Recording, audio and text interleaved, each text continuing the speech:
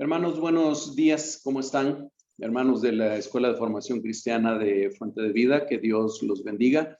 Qué bueno que podamos comunicarnos de esta manera, por esta vía, y que podamos de esta manera tener nuestra clase de Escuela de Formación Cristiana, que este domingo 6 de febrero hemos decidido hacerla de manera conjunta. Así que yo espero que este video lo estén viendo tanto el grupo de adultos como el grupo de adolescentes, como el grupo de catecúmenos también. Y decidimos hacerlo así porque fíjense que la semana pasada asistimos también de manera virtual vía Zoom a un taller en el que estuvieron presentes algunos miembros de nuestra iglesia de Fuente de Vida. Fue un taller impartido por el H Presbiterio Nacional Veracruzano a través del pastor William Roblero. El pastor William nos dio un taller sobre un tema que creo que es verdaderamente importante para la vida de la iglesia. Sin embargo, un tema sobre el cual muchas veces no hablamos o no enseñamos mucho, porque hay cierto temor que es infundado de dar una impresión de que la iglesia o los pastores o los líderes de la iglesia estamos buscando dinero o estamos buscando los diezmos, las ofrendas de la gente por un interés perverso, por un interés mezquino o por un interés materialista. Y debido a eso muchas veces no se aborda el tema o se aborda muy poco. Sin embargo, es tremendamente importante para la vida espiritual de la iglesia y para nuestra vida espiritual también, sobre todo porque hay muy malos entendidos relacionados con lo que es la mayordomía y con lo que es las ofrendas y los diezmos. Lo primero que tenemos que tener claro es que nosotros, hermanos, somos mayordomos de la creación de Dios. ¿Qué es lo que hace un mayordomo? Un mayordomo lo que hace es administrar la propiedad de otro. Es decir, no es su propiedad, es la propiedad de otro, pero él la administra porque el dueño de aquella propiedad ha depositado una confianza especial en aquella persona llamada mayordomo para administrar correctamente sus propiedades. Bueno, si esto lo aplicamos a nuestra vida, el dueño de todas las cosas, de la naturaleza, del mundo en el que vivimos, de nuestras posesiones materiales, de nuestro dinero, es más, de nuestro cuerpo y de nuestra vida, el dueño es uno solo, es Dios. Y nosotros hemos recibido como un don de Él, como un regalo de Él, la oportunidad de administrar y de ser buenos administradores de todo eso que Él nos ha dado. Bien, entonces yo voy a compartir en este momento pantalla para comenzar ya con el tema y primero quiero dar todo el crédito al pastor William Abenamar Roblero. No recuerdo en este momento qué iglesia está pastoreando el pastor William en el Presbiterio Nacional dentro del campo presbiterial. No recuerdo en qué iglesia está, pero él es un pastor muy conocido en nuestro presbiterio, un pastor joven. Y bueno, el material que yo voy a utilizar, él generosamente me lo compartió.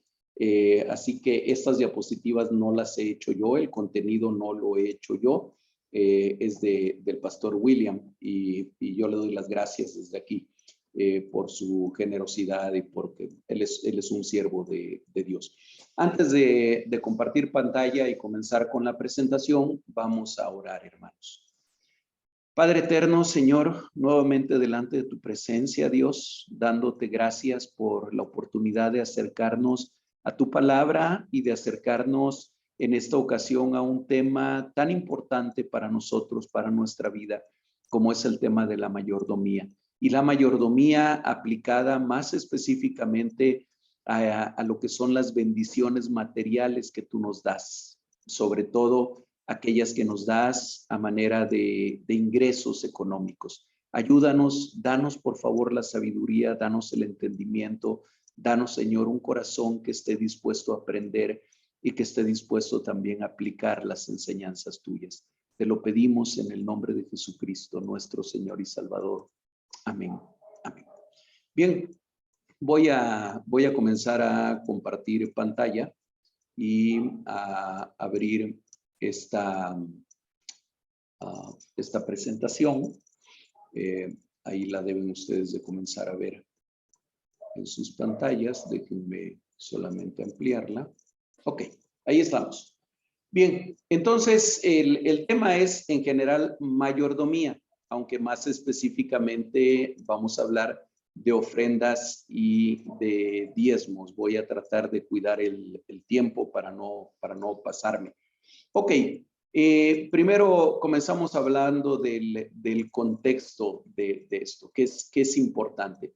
Nosotros actualmente estamos viviendo, la Iglesia de Jesucristo, estamos viviendo en un contexto de pandemia, una pandemia que si bien decía el doctor Miguel Núñez hace algunos meses que tuve la oportunidad de platicar con él, decía, no es la peor pandemia que ha pasado la humanidad.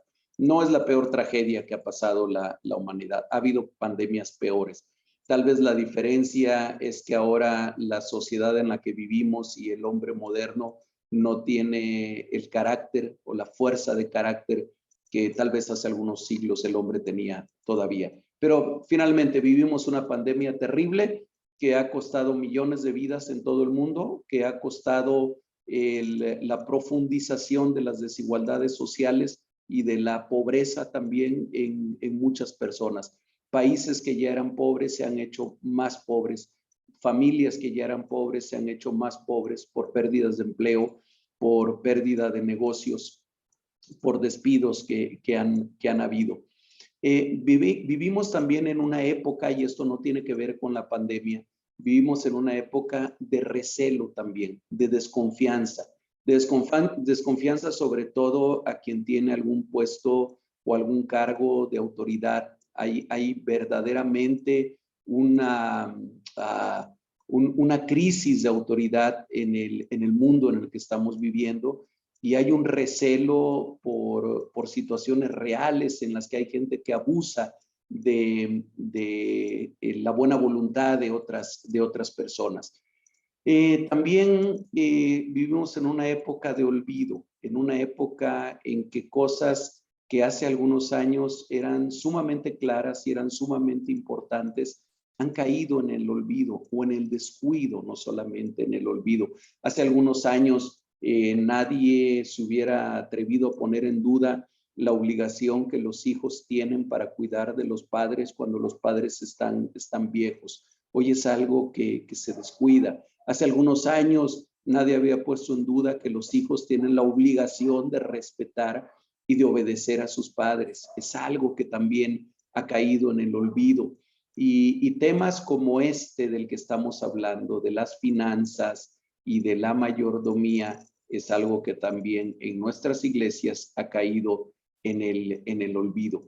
Y la otra parte del contexto que tiene que ver con este tema es que hay múltiples enseñanzas. Hay desde quienes dicen que el diezmo es algo que ya no se aplica en la época del Nuevo Testamento y que el diezmo no debe de darse ni debe de pedirse, hasta quienes hacen un abuso verdaderamente de lo que es la administración de los diezmos o de las ofrendas en las iglesias. Hay diferentes enseñanzas, no siempre bien fundamentadas en la Biblia. Entonces, tenemos que abordar ese tema sin perder de vista el contexto en el que estamos viviendo actualmente. El pastor William nos hablaba, y a mí me gustó mucho este esquema de un trípode o un tripié, pudiéramos decirlo, o un banco con tres patas de las finanzas, que tiene que ver con las finanzas en general, no solamente con el diezmo y las ofrendas, sino las finanzas de nuestra vida. Y es hay una primera pata o una primera columna que sostiene este tripié, que es la libertad financiera. y la libertad financiera es algo para lo cual la mayoría de nosotros no ha sido educado ni ha sido formado, y entonces es bien frecuente que no vivamos nuestra vida o que no vivamos o que no organicemos más bien nuestras finanzas familiares pensando en tener una libertad financiera. Ya hay algunos principios básicos que es importante tener en cuenta cuando queremos tener unas finanzas libres o cuando queremos tener una libertad financiera en nuestra vida. Por ejemplo, la palabra de Dios una y otra vez nos anima, nos insta a no adquirir deudas. Y sin embargo, las deudas es algo en lo que en la vida moderna casi todos caemos con demasiada facilidad.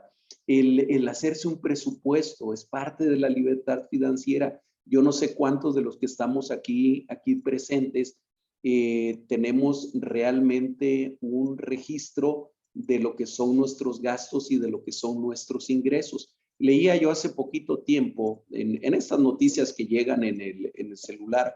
Ahora donde vivimos no tenemos televisión, no tenemos televisión abierta ni tenemos cable. Y entonces ya casi no vemos noticias y muchas de las noticias que vemos son las que llegan al celular. Y hace poco leía yo y se me hizo interesante de este señor, el ingeniero Carlos Slim, y de cómo fue forjando la tremenda fortuna que él tiene actualmente, que buena parte fue gracias a su padre, y no porque su padre le heredara la fortuna, sino por la educación financiera que su padre le dio. Y dice que uno de los regalos que su padre le hizo, siendo él todavía un niño, fue una libreta, y que le dijo, en esta libreta tú vas a ir anotando todos los días en qué gastaste el dinero que yo te doy, tu semana pues para la escuela. Tú vas a anotar si compraste un chicle, si compraste unos dulces, si compraste un refresco o en qué gastaste tu dinero. Y de la misma manera vas a anotar cuáles son los ingresos que tú vas teniendo. Y él dice que esa práctica tan simple a él le ha servido toda la vida, le sirvió para tener un orden en sus gastos, en sus finanzas. En alguna ocasión también conocí a un compañero médico en Honduras y él me decía que él hacía lo mismo. Dice, cuando yo comencé a hacerlo me asombré de darme cuenta en cuántas tonterías gastábamos nuestro dinero como familia. Entonces, bueno, el tener un presupuesto, déjenme decirles, mi esposa y yo prácticamente desde que nos casamos hemos acostumbrado a hacer, nosotros decimos, vamos a hacer cuentas. Bueno, cada quincena generalmente nos sentamos a hacer un presupuesto de cuánto recibo y cuáles son los gastos fijos que voy a tener y cuánto debo de ahorrar o cuánto debo de usar para determinadas cosas. Entonces, tener un presupuesto es parte de la libertad financiera. Tener activos. ¿Qué son los activos? Los activos son las propiedades. Por ejemplo, la casa, un terreno, cosas que no se deterioran. A veces una alhaja o una joya en oro, en plata, en fin, esos son activos, son cosas que no se deterioran y que pueden aumentar su valor. Debemos de tener un control de nuestros pasivos también. ¿Y qué son los pasivos? Son las deudas o los compromisos que tenemos por pagar. Por ejemplo, el recibo de luz es un pasivo que lo debemos de tener en cuenta porque es seguro que va a llegar. Es seguro que va a llegar el recibo del agua. Es seguro que va a llegar, no sé, el recibo del teléfono o la cuenta de Coppel, de cuánto le debemos a Coppel. Se habla de inversiones también, no estamos muy familiarizados con eso, pero qué bueno sería el tener una instrucción también de saber cómo invertir el dinero que tengamos. El ahorro es tremendamente importante. Muchas veces se ha dicho que los mexicanos somos un pueblo que no ahorramos y la prueba es que cuando la gente que tiene un empleo estable, un empleo fijo y recibe un aguinaldo, generalmente el aguinaldo está llegando por aquí y a veces antes de que llegue ya nos los gastamos o ya tenemos pensado si vamos a comprar una pantalla plana más grande o si vamos a comprar un equipo de sonido más potente. pero el ahorro no es un hábito en nosotros, debería de ser parte también de nuestra vida. Y desde luego el trabajo, el trabajar, el tener un trabajo productivo, el producir algo. El trabajo ha sido tremendamente mal entendido, como algunos dicen, es un castigo de Dios porque después de la caída, Dios le dijo a Adán que la tierra le daría su fruto con el sudor de su frente, pero se nos olvida que mucho antes de la caída, Dios ya le había dicho a Adán y Eva, multiplíquense, llenen la tierra, fructifiquen, y fructificar quiere decir producir, quiere decir crear cosas, hagan cosas, produzcan cosas. El trabajo es una bendición de Dios y el trabajo es algo que Dios nos ha encomendado. Teológicamente hablamos del mandato cultural, que es llenar la tierra, sojuzgarla, transformarla. Eso es parte del trabajo. Bien, ese es entonces la primera columna para que podamos hablar de finanzas y de mayordomías, que es la libertad financiera. La segunda es la inteligencia financiera. Algunos le llaman así, y que es tener ciertas capacidades para manejar nuestro dinero. Y miren, el contentamiento es parte de la inteligencia financiera, de la que también la Escritura habla. Dice que aprendamos a estar contentos con lo que tenemos. No hay nada que dé más al traste con las finanzas de una familia o de una persona que no estar conformes nunca con lo que se tiene. Y siempre ya tenemos una televisión con una pantalla chiquita, ahora queremos una con una pantalla mediana, y ya tenemos la mediana y ahora queremos una grande, y tenemos la grande y queremos una gigante, ¿verdad?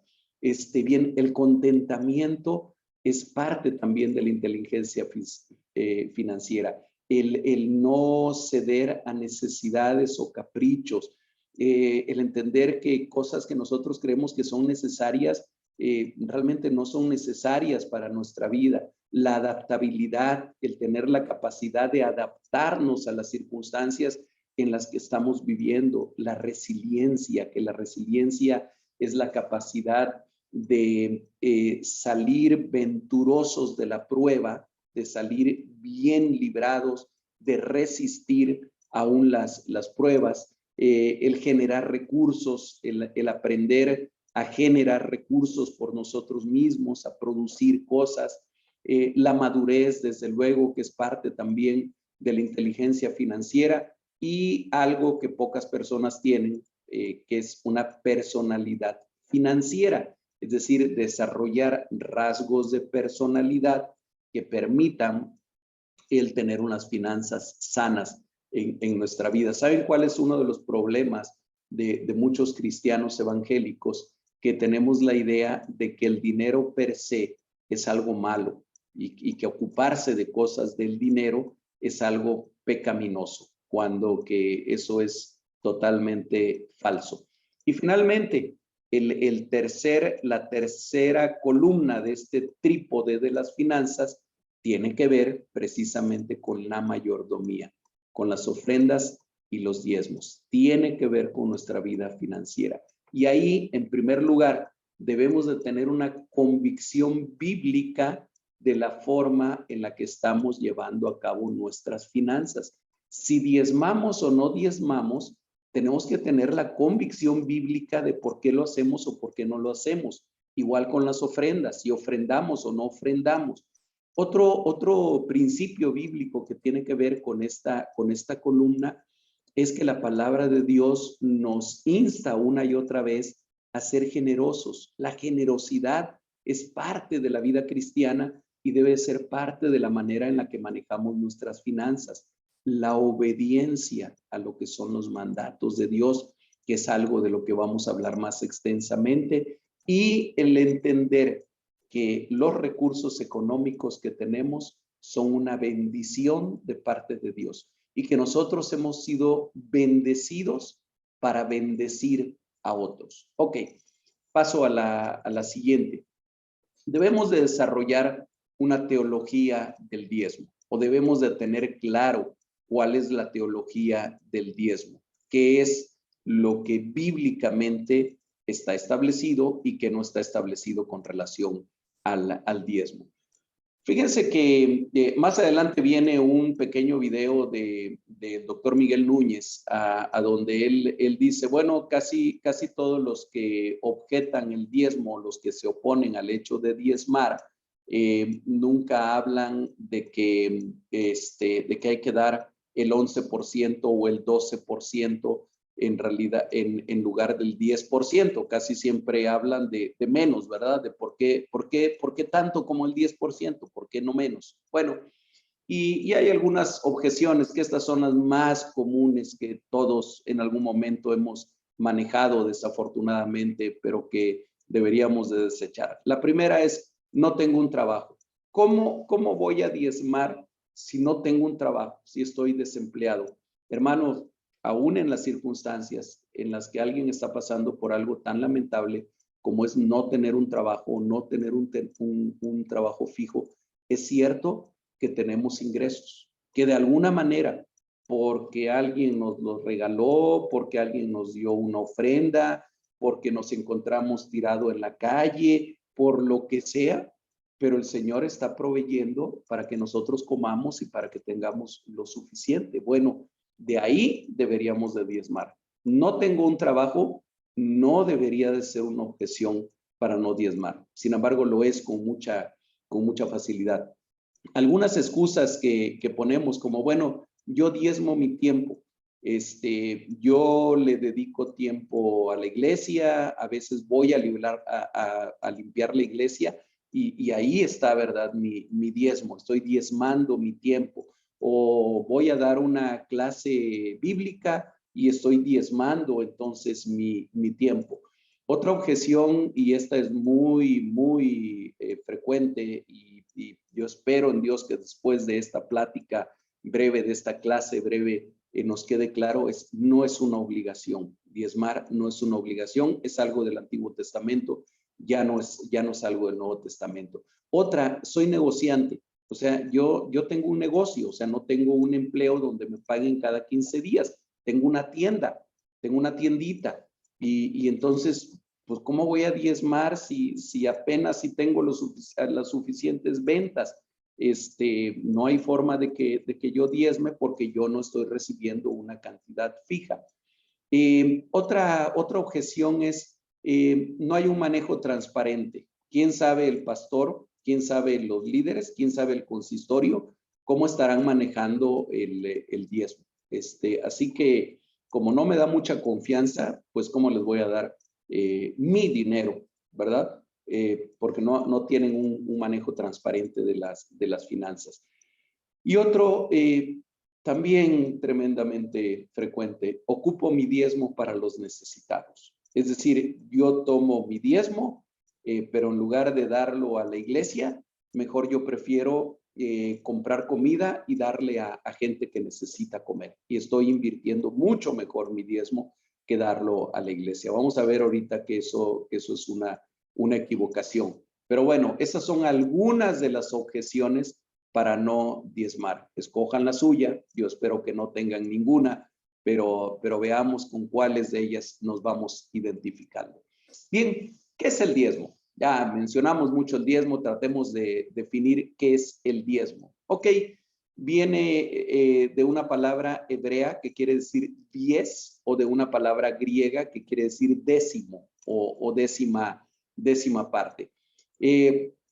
Es básicamente la décima parte de cualquier producto o fruto agrícola, así como del ganado que se dedicaba al santuario, a los pobres y a los necesitados de Israel.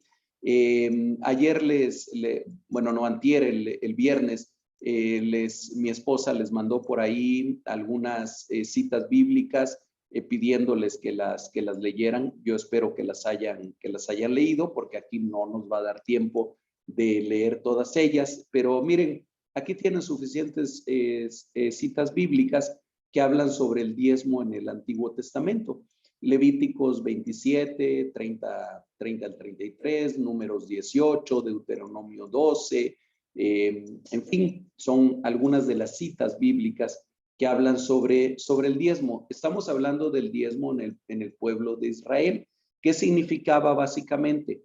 ¿Cuál era la ordenanza de Dios para el diezmo? Bueno, que de cualquier producto o fruto, ya sea agrícola o del ganado, el 10%, la décima parte, fuera dado al santuario, fuera destinado también para los pobres. Vamos a ver que existía un diezmo para los pobres y para los necesitados de Israel. En el Antiguo Testamento, ese es el diezmo del que se habla. Fíjense que la noción y práctica del diezmo se basaba en el concepto de que Dios es Señor de la tierra y dador de los bienes, por lo que hay que entregarle las primicias y lo más selecto de los productos de la tierra. Déjenme ir rápidamente solo a esta cita bíblica que está en Deuteronomios. Déjenme localizarlo, por favor. Deuteronomios capítulo 26. Voy a leer de la Nueva Versión Internacional los versículos 8 al 10. Deuteronomio 26, versículos 8 al 10. Por eso el Señor nos sacó de Egipto con actos portentosos y gran despliegue de poder, con señales de prodigios, con señales, prodigios y milagros que provocaron gran terror. Nos trajo a este lugar y nos dio esta tierra donde abundan la leche y la miel. Por eso ahora traigo las primicias de la tierra que el Señor tu Dios me ha dado. Dice aquí la palabra. Por eso, por todo lo que Dios hizo, por eso yo ahora traigo las primicias de la tierra. Dios es el Señor de la tierra y es el dador de todos los bienes, por lo que entregarle las primicias, es decir, el primer fruto y lo más selecto de los productos de la tierra, se veía como una práctica que Dios había establecido. Hablando de una línea del tiempo en cuanto a cómo se fue desarrollando este concepto de diezmo, podemos encontrar en un hecho tan temprano como es el caso de Caín y Abel, en Génesis 4:4, a donde se puede entender que Abel ofrece lo mejor que él puede dar en una especie de ofrenda o de diezmo al Señor que es aceptada por él.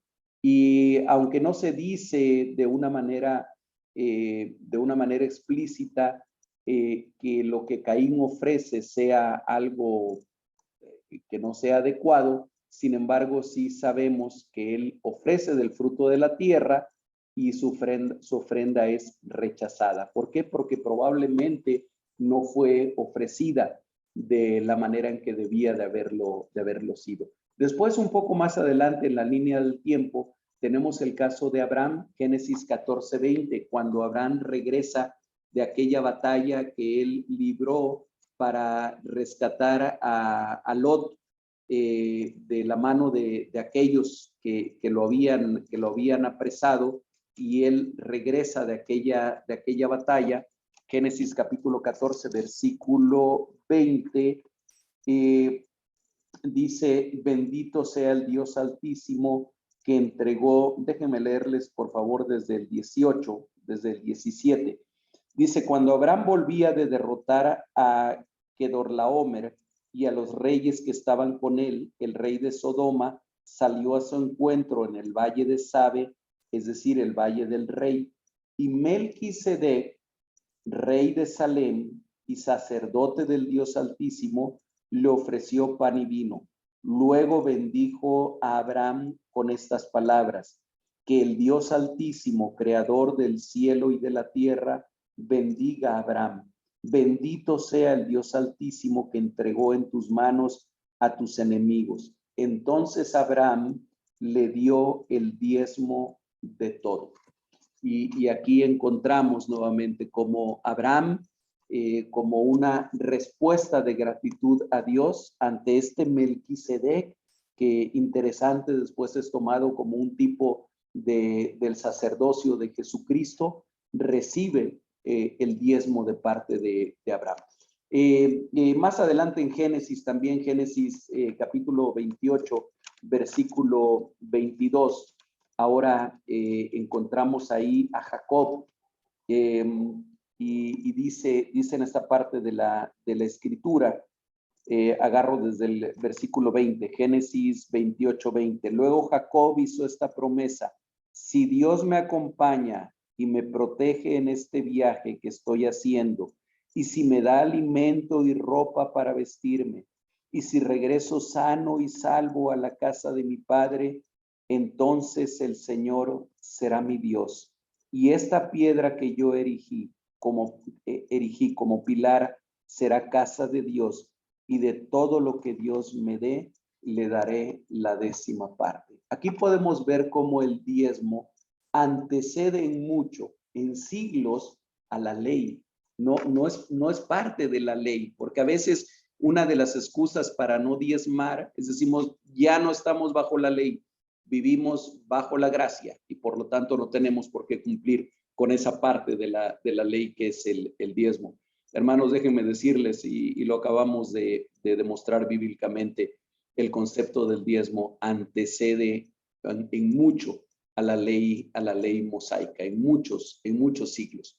Bien, siguiendo en esa línea, la primera ordenanza en la ley mosaica relacionada con el diezmo la encontramos en Levítico capítulo 27, es de los capítulos que ustedes han leído, versículos 30 al 34, a donde dice que los productos de la tierra y de las crías del ganado, de esos productos, la 10ª parte tiene que ser entregada. También está el diezmo para los levitas, y recordemos que la tribu de Leví era una tribu que ya dentro de esta repartición que se hizo de la tierra en la conquista de Canaán, los levitas no tenían heredad porque ellos ministraban la casa de Dios. Su heredad era Jehová, dice la palabra. Números capítulo 18, versículos 21 y 22 menciona que como remuneración por su ministerio y para el mantenimiento del santuario, ellos tendrían que administrar los diezmos que el pueblo traería al santuario. Cada israelita tenía que diezmar una 10ª parte de todo lo que ofrece la tierra cada año, y también de las crías de ganado, que se convertía en un motivo de fiesta. O sea, el dar el diezmo era motivo de fiesta, no era motivo de tristeza, no era motivo de duda, no era motivo de recelo, era un motivo de fiesta. Y además en Deuteronomio capítulo 14, versículo 28, se habla también de que a los 3 años debían apartar un diezmo para acciones de misericordia. Y vemos ahí cómo también el dar a los pobres, el dar al necesitado, el hacer misericordia, era parte de las ordenanzas que Dios le establece al pueblo de Israel. Ya vamos a hablar más adelante del Nuevo Testamento, pero ahorita estamos hablando de las bases del sustento que está en el Antiguo Testamento. Y aquí yo quisiera resaltar nada más, ustedes ya han leído estos pasajes, como el diezmar era un motivo de regocijo, era un motivo de fiesta para el pueblo, y cómo había una ordenanza también específica para un diezmo especial de cada 3 años, que era para ayudar a los pobres y para hacer misericordia. Seguimos adelante. Bueno, resulta que nosotros pensamos entonces, pues los israelitas diezmaban una vez al año, solamente cuando levantaban la cosecha. Bueno, en esta gráfica, que además está muy interesante, podemos ver cómo prácticamente todo el año había cosecha en el pueblo de Israel, de algo, prácticamente todo el año. Aquí están los meses para nosotros: enero, febrero, marzo, abril, mayo, hasta el mes de diciembre. el equivalente de lo que serían los meses hebreos. Recordemos que el primer mes para ellos es el mes de Nisan o el mes de Abib, que para nosotros queda entre febrero, marzo, finales de febrero, principios de marzo, pero que ahí ya había una cosecha de lino, y después ustedes pueden seguir en este esquema: cosechas de cereales y de cebada, la primera sazón de los higos, los frutos de verano, la recogida de la uva, el tiempo de arar, el tiempo de sembrar, el crecimiento en primavera, la cosecha de la oliva, la cosecha de higos. En fin, en todo ese ciclo agrícola había primicias, había cosechas de invierno y había cosechas postreras también. De manera que seguramente que aun cuando estaba ligado con el calendario agrícola, el pueblo de Israel estaba diezmando todo el año, todas las épocas del año. Bien, hablemos de algunos principios bíblicos al diezmar. Algo que es una realidad, hermanos: Dios nos bendice al diezmar. Creo que la principal bendición del diezmar la obtenemos nosotros mismos cuando lo hacemos. Y no hay el tiempo aquí para hablar de testimonios, pero muchos podemos dar testimonio de esto, de cómo cuando nos decidimos a diezmar, cuando nos decidimos a obedecer lo que dice la palabra de Dios, Dios nos bendice. Deuteronomio 14, 28 y 29 tiene una promesa relacionada con esto, que aunque ustedes ya lo han leído, creo que vale la pena que en este momento vayamos a la escritura y lo leamos también. Deuteronomio 14, versículos 28 y 29. Cada 3 años reunirás los diezmos de todos tus productos de ese año y los almacenarás en tus ciudades. Así los levitas que no tienen patrimonio alguno y los extranjeros, los huérfanos y las viudas que viven en tus ciudades podrán comer y quedar satisfechos. Y vean lo que dice al final del versículo 29. Entonces el Señor tu Dios bendecirá todo el trabajo de tus manos. ¿Quieres que el trabajo de tus manos sea bendecido? Hermano, aquí hay un principio bíblico para ello. Al diezmar, aprendo a temer a Dios. Creo que el no diezmar es una manifestación de no tener temor de Dios. Hace algún tiempo yo le escuché a un hermano el decir esto y me impresionó de momento cuando lo dijo, pero luego reflexioné en lo verdadero que es esto, cuando se refería a alguien en especial, a un líder, y dijo: es que no tiene temor de Dios. Y yo dije: ¿y por qué dices que no tiene temor de Dios? Porque él mismo ha dicho que no diezma. Y entonces no tiene temor de Dios. Creo que al diezmar yo aprendo a respetar a Dios, aprendo a temer a Dios, aprendo a obedecer a Dios. En el mismo capítulo de Deuteronomio, versículos 22 y 23, cada año sin falta apartarás la 10ª parte de todo lo que produzcan tus campos. En la presencia del Señor tu Dios comerás la 10ª parte de tu trigo, tu vino y tu aceite, y de los primogénitos de tus manadas y rebaños lo harás en el lugar donde Él decida habitar. Así aprenderás a temer siempre al Señor tu Dios. Vean cómo liga la escritura. Cada año sin falta apartarás la 10ª parte de todo lo que produzcan tus campos. Con esta última parte, así aprenderás a temer siempre al Señor tu Dios. Diezmar es un acto solemne y festivo. En algunas iglesias, presbiterianas, se acostumbra el consagrar los diezmos cada mes, generalmente el primer domingo del mes. No en todas nuestras iglesias lo hacemos, pero siempre el diezmar debería de ser un acto solemne. No debería de ser algo que decido hacer súbitamente ahí en el culto, sino algo que ya traigo preparado y que lo estoy consagrando a Dios, y además lo estoy haciendo de una manera alegre, de una manera festiva. Al apartar el diezmo, lo dedico para Dios. Cuando yo aparto lo que estoy separando de mis finanzas para darlo al diezmo, lo estoy dedicando a Dios como algo que es para Dios. Levítico capítulo 27, versículo 30. Dice así en este pasaje, en este versículo, perdón. Levítico 27:30, el diezmo de todo producto del campo, ya sea grano de los sembrados o fruto de los árboles, pertenece al Señor, pues le está consagrado. Pertenece al Señor. Cuando yo diezmo, le estoy dando al Señor algo que es suyo, algo que le pertenece. Estos son principios bíblicos, hermanos, que no han pasado de moda, que no han dejado de tener aplicación. Los que ministran deben también diezmar. Es decir, no quiere decir que el pastor o el anciano o el líder no deba de hacerlo. Por supuesto que también debe de diezmar.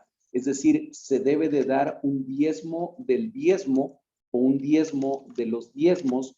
Números capítulo 18, versículo 26, versículo 25, perdón. Dice, el Señor le ordenó a Moisés que les dijera a los levitas, cuando reciban de los israelitas los diezmos que les he dado a ustedes como herencia, ofrézcanme como contribución el diezmo de esos diezmos. Y ese es un tema que al final quiero abordar aplicándolo a nosotros, a nuestra iglesia Fuente de Vida. Se debe de dar el diezmo del diezmo. Los que sirven, como en este caso los levitas, no son exentos de diezmar. A eso se debe que, por ejemplo, en la iglesia presbiteriana, cada iglesia envía un diezmo, digamos el diezmo de todos sus ingresos al presbiterio. Y el presbiterio a su vez envía un diezmo de todo lo que recibe de los diezmos de las iglesias al sínodo. Y los sínodos a su vez envían un diezmo de eso que reciben a la asamblea general de nuestra iglesia. El diezmo es para la obra de Dios. Ese es otro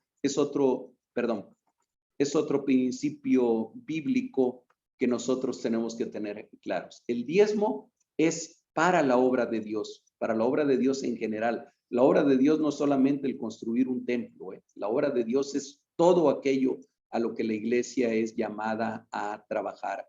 El evangelismo, la ayuda a los pobres, la ayuda al necesitado, el auxilio en casos de desastres, el cuidar de las viudas y de los huérfanos, el cuidar del necesitado dentro de nuestra misma iglesia.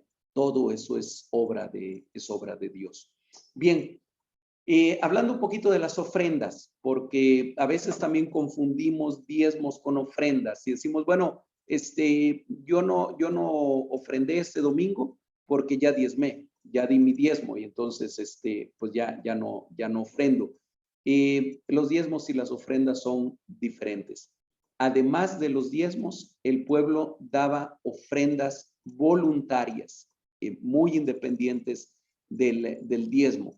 Deuteronomio, capítulo 16, versículos 16 y 17. Está aquí tomado de la traducción en lenguaje actual. Dice, hay 3 fiestas anuales a las que no debe faltar ningún varón mayor de 12 años.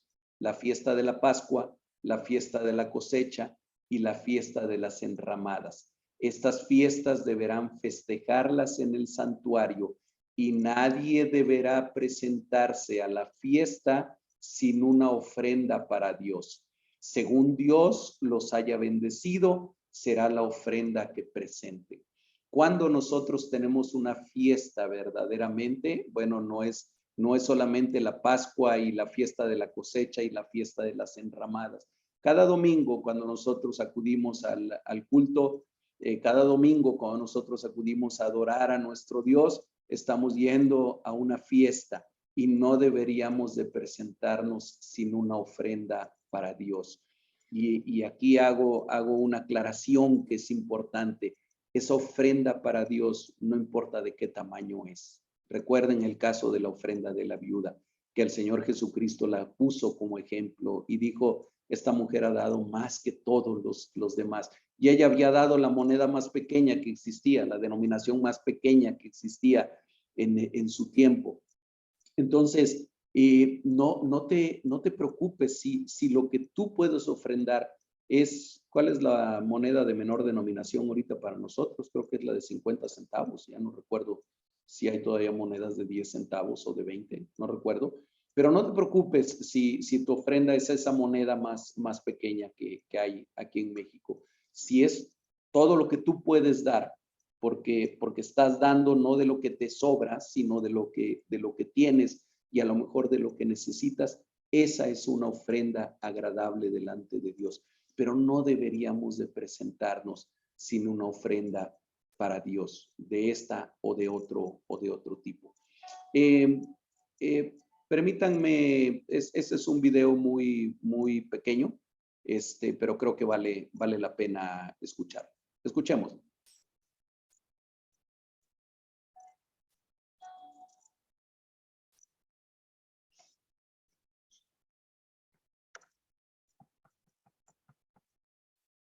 ¿El diezmo está presente en el día de hoy o es algo del pasado? De nuevo, esto es otra de esas áreas o controversias que ha circulado por mucho tiempo. Lo interesante, como escuché a un predicador decir, es que todavía no he oído a nadie que esté en contra del diezmo que haya querido dar el 11 o el 12%. Siempre estamos en contra de algo, pero pensando siempre en poder dar mucho menos. Quizá a manera de ilustración esa introducción, pero la realidad es lo siguiente. Dios estableció un sistema tributario en el Antiguo Testamento que se conoció como el diezmo. El diezmo no era simplemente destinado para las cosas que a veces pensamos limitada exclusivamente a la iglesia, sino que había un 10% para los levitas que no tenían manutención, no tenían salario, no tenían ingreso. Había un 10% que era dedicado al templo propiamente dicho, su mantenimiento y todo lo demás. Y un 10% que se recogía cada 3 años para las necesidades. Y ese segundo diezmo que mencioné también servía para poder financiar las festividades religiosas del pueblo. Bueno, lo cierto es que como sistema tributario eso no está en el Nuevo Testamento. Si nosotros quisiéramos insistir en que ese sistema tributario pasó de esa manera al Nuevo Testamento, no creo que pudiéramos defenderlo de esa forma. Sin embargo, si pensamos en las razones por las cuales el diezmo fue recogido en el Antiguo Testamento, esas razones permanecen ahí. Hoy en día tenemos ministros, pastores, que necesitan recibir un salario, sobre todo aquellos que trabajan a tiempo completo. Tenemos templos que tienen que ser construidos o edificaciones, dependiendo del término que usemos, tienen que ser construidos, mantenidos, que necesitan entonces un apoyo financiero.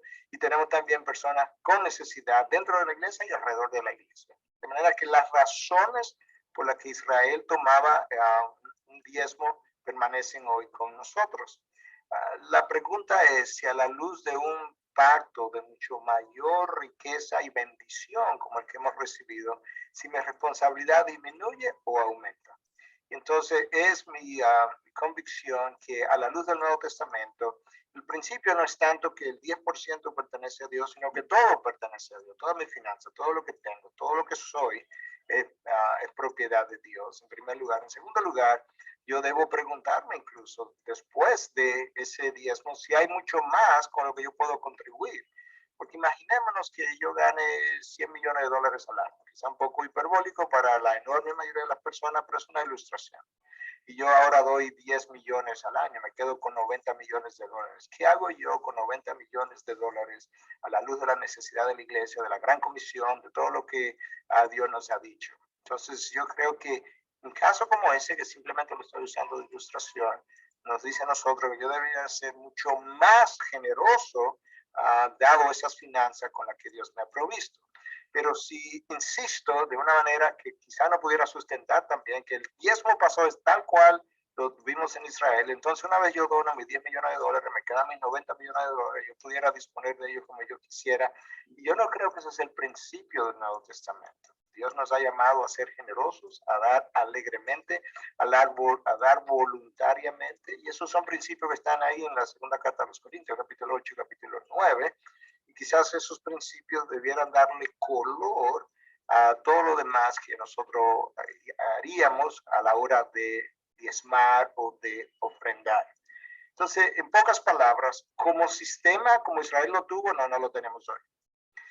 Como principio en el Nuevo Testamento de cómo sustentar el ministerio, la gran comisión, los pastores, yo creo que los principios de voluntariedad, de generosidad, de Dios es el dueño de todo lo que tenemos y de considerar incluso dar mucho más allá del 10% cuando las posibilidades lo permiten. Entonces yo creo que sería la manera como yo razonaría cómo nosotros los cristianos debiéramos ser buenos mayordomos de nuestras finanzas en el día de hoy.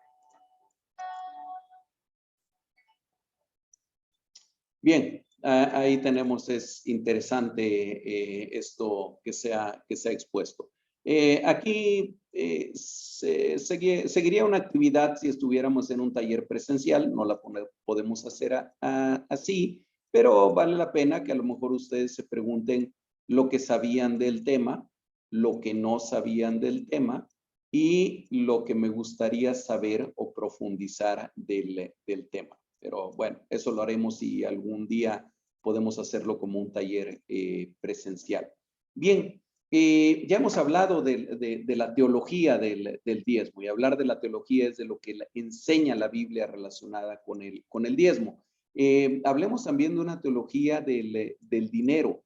Hay un teólogo, Wayne Grudem, un teólogo contemporáneo, que por cierto tiene varios libros, uno muy interesante que escribe junto con un economista que incluso creo que fue premio Nobel de Economía, y que se llama Cómo acabar con la pobreza o cómo terminar con la pobreza. Es bien interesante ese libro también de Wayne Grudem, aparte de que es autor también de una teología sistemática, en fin, es un teólogo contemporáneo. Él escribe en alguno de sus libros, dice, el dinero es esencialmente bueno porque se trata de una invención humana que nos diferencia del reino animal y nos permite sojuzgar la tierra, produciendo de la tierra bienes y servicios que traen beneficio a otros.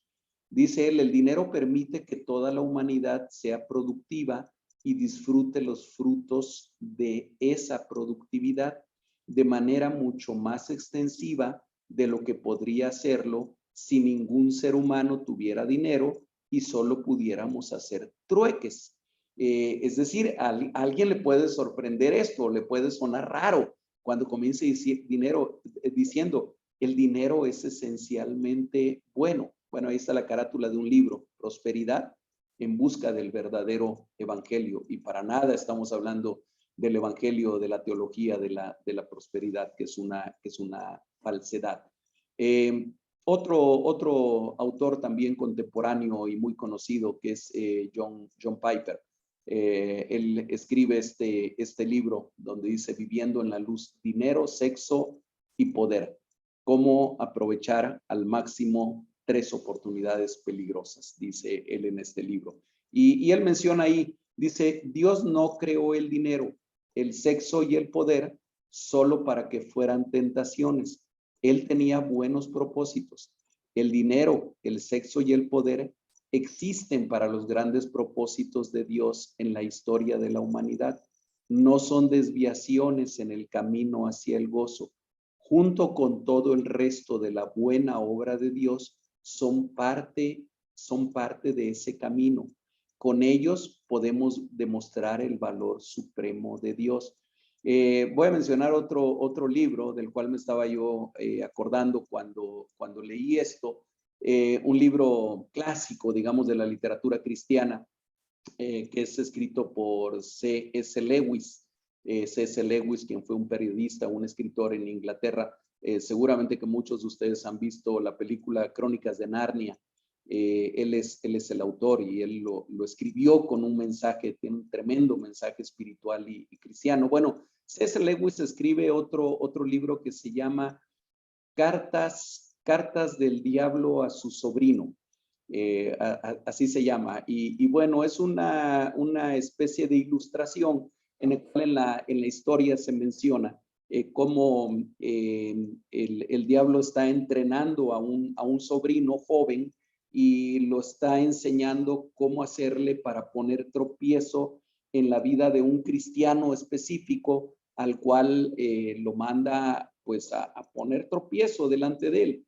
Y en alguna parte de una de esas cartas habla de los placeres y dice, le dice el sobrino al diablo viejo, le dice, es que ya he probado con todos los placeres que existen para ponerle tropiezo y no puedo. Y en su respuesta, el diablo viejo le dice, mira, si bien es cierto que nosotros no hemos logrado desarrollar ni siquiera un nuevo placer, porque todos son creación de Dios. No hemos logrado nosotros crear uno nuevo. ¿Por qué menciono esto y por qué me acuerdo de esto? Porque cosas que a veces consideramos como esencialmente malas, por ejemplo, el sexo, y cuando uno lo ve a la luz bíblica, ves, el sexo es creación de Dios, no es algo malo. Lo malo es la distorsión que se ha hecho de él. El poder en sí mismo puede servir para hacer tremendamente el bien, para influir de una manera positiva y benéfica. Lo malo es el abuso que el hombre, que la humanidad caída hace del poder. Y ocurre lo mismo con el dinero. El dinero no es esencialmente malo. ¿Qué es lo malo? Dice la Escritura, el amor al dinero. Eso sí que es malo, pero quitémonos de la cabeza que el dinero o que la riqueza por sí misma es algo mala y que debemos de desechar. Otro de los libros que por ahí recomendaba el pastor William es de Andrew Murray. A él sí no lo conozco. El dinero, pensamiento para los mayordomos de Dios. Valdría la pena leerlo, se me hace interesante. Pero bueno, esto está tomado de ese libro. Dice, piensa en los pobres.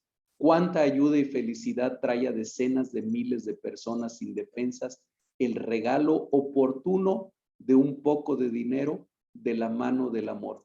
Dios ha permitido la diferencia entre ricos y pobres con este mismo propósito, que al igual que en el intercambio de la compra y la venta, se mantenga la dependencia mutua entre los hombres, por lo que en la entrega y recepción de la caridad debería haber un amplio margen para la bienaventuranza de hacer y recibir el bien. Él dijo, más bienaventurado es dar que recibir. Qué privilegio y bendición divinos tener el poder de aliviar a los necesitados y alegrar el corazón de los pobres con oro o plata. Qué bendición de religión la que hace del dinero que entregamos una fuente de mayor gozo que aquello que gastamos en nosotros mismos. Esto último se gasta principalmente en lo temporal y en lo carnal. Qué gran verdad hay en esto. Por eso es que la palabra dice, más bienaventurado es dar que recibir. Más bienaventurado es gastar en otros que gastar en nosotros mismos cuando estamos hablando del dinero. Y todo eso va siendo una teología del dinero. La Biblia alerta de los peligros del amor al dinero. Primera de Timoteo 6:10, porque raíz de todos los males es el amor al dinero, el cual codiciando algunos se extraviaron de la fe y fueron traspasados de muchos dolores. ¿A qué le debemos de tener miedo?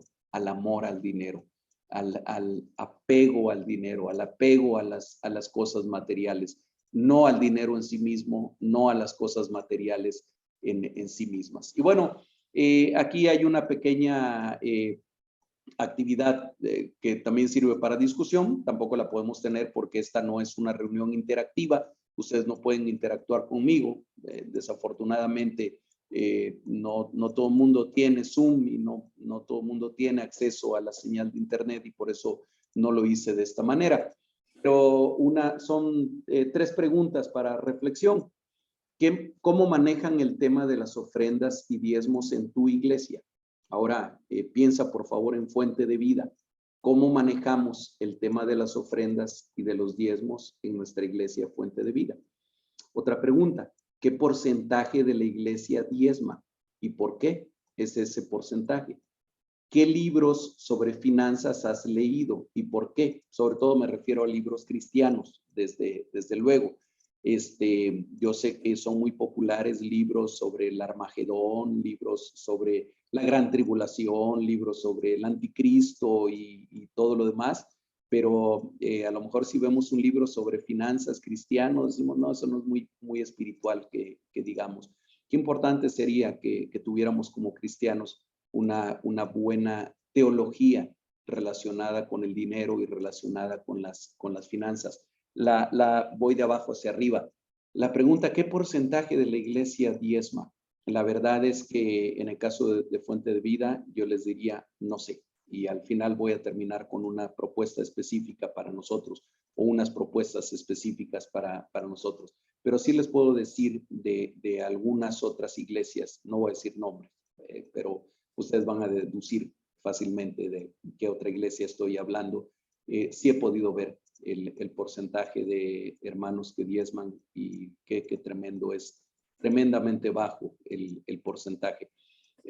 Yo hablaba, ahora que teníamos el taller con el pastor William, de que tal vez un 50%, y la verdad es que no me atreví a decir una cifra más baja, pero ya después que lo reflexionaba, es mucho más bajo. Tal vez en la mayoría de las iglesias es un 15%, o sea, casi un 20% de los miembros de la iglesia que diezman. Y el cómo se maneja el tema de las ofrendas y de los diezmos en tu iglesia, bueno, hoy estamos comenzando a manejar ese tema que es indispensable el hacerlo. Esta es la última diapositiva. Voy a dejar de compartir pantalla y déjenme concluir con una propuesta para la iglesia y con un anuncio también de alguna manera, porque pensamos comenzar a manejarlo así. Hermanos, debemos de entender que el diezmar es parte de nuestro temor a Dios, es parte de nuestra reverencia a Dios, que como decía el doctor Miguel Núñez en ese pequeño video que pasamos, en el Nuevo Testamento ya no somos llamados solamente a diezmar el 10%, sino deberíamos de diezmar todo. ¿Cuál es la diferencia del concepto? No es que ya no se deba de diezmar.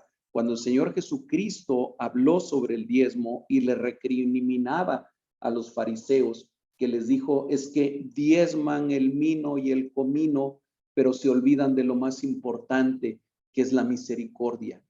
Pero dice enseguida, era necesario que hicieran una cosa sin dejar de hacer la otra. No dice, era necesario que ya no diezmaran y que en lugar de diezmar solamente hicieran misericordia. Dice, necesario era que hicieran una cosa sin dejar de hacer la otra. Es decir, el diezmo sigue estando vigente en el Nuevo Testamento, total y completamente. Son principios bíblicos que podemos encontrar a lo largo de toda la Escritura. Tal vez ahora la diferencia debería de ser que no debería de bastar con el diezmo, sino deberíamos de ir mucho más allá del diezmo. Así que el diezmo es una muestra de nuestra dependencia a Dios, de nuestro temor a Dios, de nuestra obediencia a Dios, y digamos es lo mínimo que nosotros deberíamos de hacer. Y a partir de que nosotros reanudemos las actividades presenciales, vamos a estar repartiendo los sobres para diezmo, pidiéndole a cada uno de ustedes que en ese sobre el domingo siguiente o el siguiente, o digo porque a lo mejor el diezmo lo podemos hacer semanal, algunos otros, creo que la mayoría será quincenal, algunos otros mensual. Quienes ya somos jubilados, por ejemplo, pues recibimos el pago de nuestra jubilación con una periodicidad mensual, pero en la periodicidad que nos toque, llevemos ya preparado desde nuestra casa el sobre con nuestro diezmo. No necesitamos que pongan el nombre si ustedes no quieren. Se puede poner si ustedes lo desean y eso facilita una mayor transparencia. Pero si no quieren, no pongan el nombre. ¿Qué sí es necesario que pongan en el sobre? La fecha, la cantidad, eso sí por una cuestión de transparencia, porque si en el sobre dice 100 pesos y yo me encuentro 200, a lo mejor tengo que hacer alguna aclaración o al revés. Si en el sobre dice 200 y adentro me encuentro solamente 50 pesos, habría también que hacer alguna aclaración. Entonces, por eso es importante ponerle la cantidad y poner la palabra diezmo para que nosotros podamos saber que eso es un diezmo, no es una ofrenda. Ya vimos que hay una diferencia entre ofrenda y diezmo. Entonces, yo los quiero animar para que como iglesia tengamos ese compromiso delante de Dios y con su obra de ofrendar, de diezmar. El diezmo es lo mínimo que nosotros podemos dar. Si alguien, en lugar de ofrendar el 10%, quiere ofrendar el 15% o el 20% o el 25%, adelante, lo podemos hacer. Y le seguiremos llamando diezmo para no confundirlo con la ofrenda. Pero yo por lo menos he escuchado la historia del dueño fundador de esta gran compañía transnacional Colgate-Palmolive, que por cierto era de la iglesia presbiteriana, que él llegó un momento de su vida, fue un hombre sumamente rico, en que él invirtió las cosas y él entregaba el 90% de sus utilidades o de sus ganancias para la obra de Dios como diezmo y se quedaba solamente con el 10%. ¿Ok? El diezmo debe ser mínimo el 10% de nuestros ingresos. Otro tema práctico de discusión que no venía aquí, alguna diapositiva, pero que es importante abordarlo, es para aquellos que reciben una quincena o un mes o un pago determinado, a donde a veces en la nómina, déjenme poner el ejemplo, hagan de cuenta que alguien recibe en su nómina, en ese talón de nómina, viene que gana 1,000 pesos a la quincena. Y de ahí viene el descuento del ISR, viene el descuento de cuota sindical, viene el descuento de, no sé, los descuentos que generalmente vienen. Y entonces dice cantidad neta recibida, 850 pesos. Y alguien dice, ¿debo de diezmar de los 1,000 pesos o de los 850? ¿Ustedes qué dicen? Definitivamente de los 1,000 pesos. ¿Por qué? Porque todo lo demás ya es algo que gracias a esto que el Señor me dio, yo pude contribuir, no sé, para el sindicato, aunque no me guste, para los impuestos, el impuesto sobre la renta, aunque no me guste, para el seguro social, que finalmente es una bendición también para mi vida. Entonces, deberíamos de diezmar de lo bruto, pues, y no de lo neto que estamos recibiendo. ¿Qué pasa si yo tengo una tiendita y mis ventas fueron de 1,000 pesos también, para seguir con el mismo ejemplo práctico? Pero yo digo, de esos 1,000 pesos, no todo es ganancia. A lo mejor me queda nada más una ganancia del 20%, del 25%, no sé. ¿De cuánto deberíamos de diezmar? Deberíamos de diezmar de todo el ingreso neto, de todo el ingreso total que llegó a nuestro negocio. Así deberíamos de actuar, con esa liberalidad. El diezmo se puede usar para ayudar a alguien más, para hacer misericordia. No, la iglesia es la que está obligada a hacer misericordia usando los diezmos y las ofrendas que se le dan. Si yo quiero hacer misericordia, ¿puedo hacerlo o no puedo hacerlo? Entonces, por supuesto que sí lo puedo hacer, pero lo voy a hacer con mi ofrenda, con una ofrenda de amor, con un donativo que yo le estoy haciendo a alguien para ayudarlo, no con el diezmo.